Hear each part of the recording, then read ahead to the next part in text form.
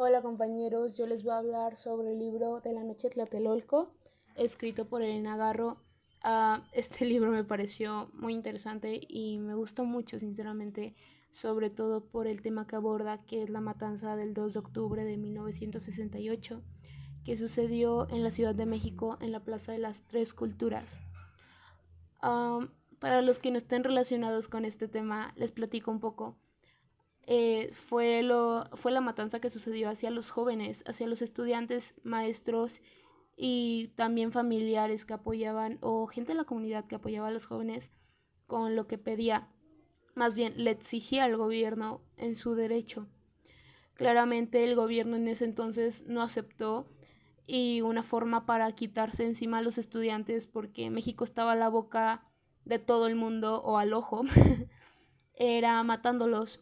Bueno, una forma de callarlos y me imagino que su último medio fue literalmente matándolos porque para los que no sepan, también en ese entonces iban a ser las Olimpiadas aquí en México, entonces claramente el mundo estaba viendo qué hacía México y decir que había una revuelta o unas manifestaciones por parte de los estudiantes en la Ciudad de México exigiendo cosas que se merecían era muy escandaloso para ellos y muy complicado al parecer cumplir las peticiones que se pedían y que quería el pueblo.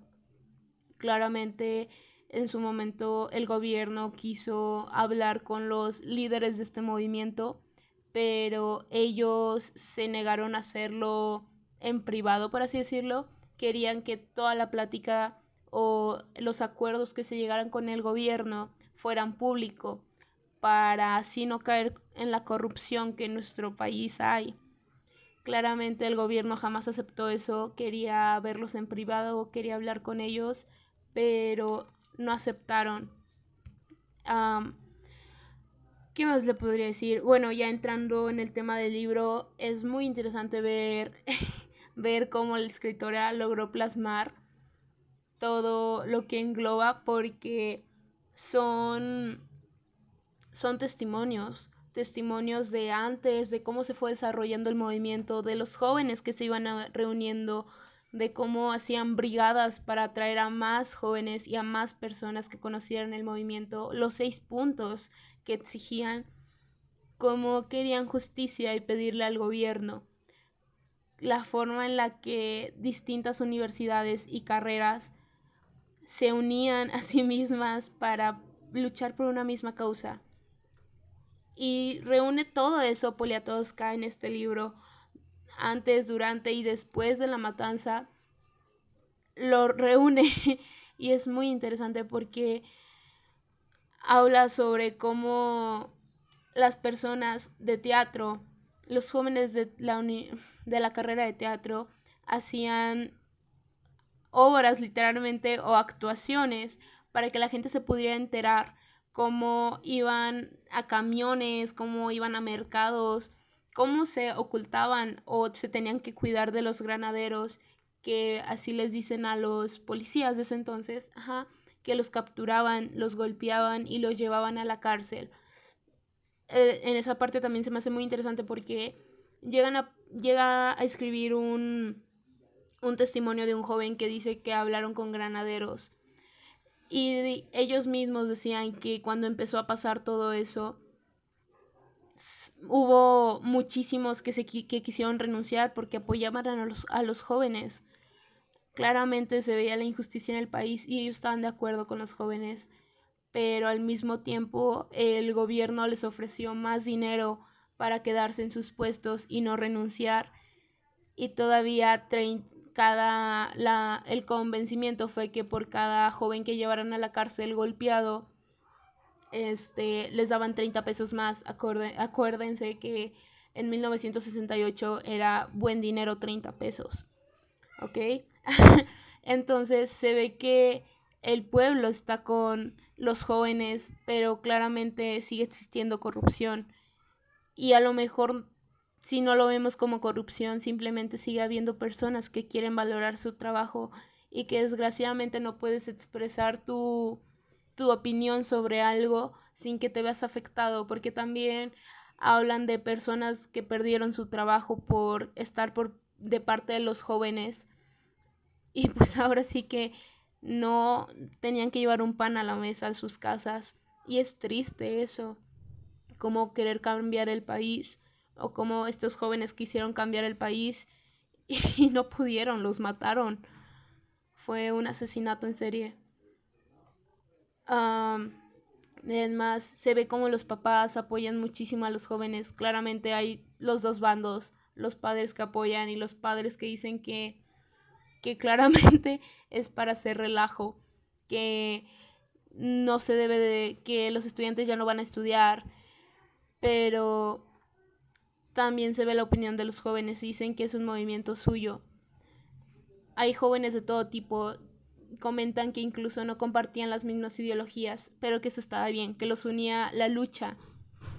Y una frase que se me quedó marcada, sobre todo de un jóvenes que estaban preparados para todo, para los catorrazos, para la cárcel, aunque sea se hacían la idea, tal vez no como tal sabían lo que significaba estar en la cárcel, pero que se hacían la idea. Pero que jamás estuvieron preparados para lo que sucedió el 2 de octubre. Y es demasiado triste porque, como lo digo, en estos testimonios se empieza a ver cómo los primeros jóvenes son arrestados en junio, julio, si mal no recuerdo, otros en septiembre, agosto, hasta que llega octubre y es terrible. No les voy a contar mucho sobre la matanza porque es más fuerte y si tienen la oportunidad es un gran libro, ni tampoco después porque claramente te llega el sentimiento, cómo los papás se expresan, cómo desesperados buscan a sus hijos en las cárceles o mínimo sus cuerpos. Claramente muchísimos no aparecieron, el gobierno disfrazó cifras, es claro, pero es muy interesante cómo se ve en este libro. Ojalá tengan la oportunidad de leerlo. Se ve la juventud en todo su resplandor.